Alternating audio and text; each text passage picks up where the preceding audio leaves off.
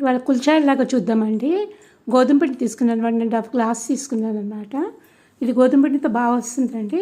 నేను ఒక 2 స్పూన్స్ ఏమో కర్డ్ వేసాను, ఒక ½ స్పూన్ ఏమో వంట సోడా వేసాను అనమాట. కొంచెం పంచదార, ఉప్పు ఇవన్నీ వేసేసి అంటే కొంచెం వామ్గా ఉండే మిల్క్ తోటి కలుపుకోవాలండి. అప్పుడు ఇంకా స్మూత్గా బాగా వస్తాయన్నమాట.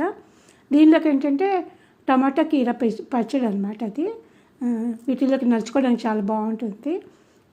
వీటిని ఏంటంటే పెనం మీద వేసేసుకుని కొంచెం వాటర్ స్ప్రింకిల్ చేసేసి పైన మూత పెట్టాలండి, కవర్ చేయాలి. అప్పుడు మెత్తగా పొంగుతూ ఇలా బాగా వస్తాయన్నమాట. పైన కొంచెం కొత్తిమీర గార్నిష్ చేశాను. ఈ టమాటా కీర పచ్చడితోటి తింటే చాలా బాగుంటుంది. టమాటా కీర ఏంటంటే వేయించేసేసి కొంచెం పచ్చిమిరకాయలు, కొత్తిమీర వేసాను, దాన్ని పెరుగులో కలిపేసాను అనమాట. టమాటా వేస్తే ఆ టేస్ట్ వేరుగా ఉంటుంది అనమాట. అందులో రుచికి సరిపడా సాల్ట్ వేసాను అనమాట. దీనిలోకి పోపు ఏంటంటే ఆవాలు, జీలకర్ర, కొంచెం ఇంగువ అనండి. కొత్తిమీర మామూలుగా వేసుకుంటాం కదా, అది. కొంచెం ట్రై చేసి చూడండి, చాలా బాగుంటుంది, మీకు నచ్చుతుంది.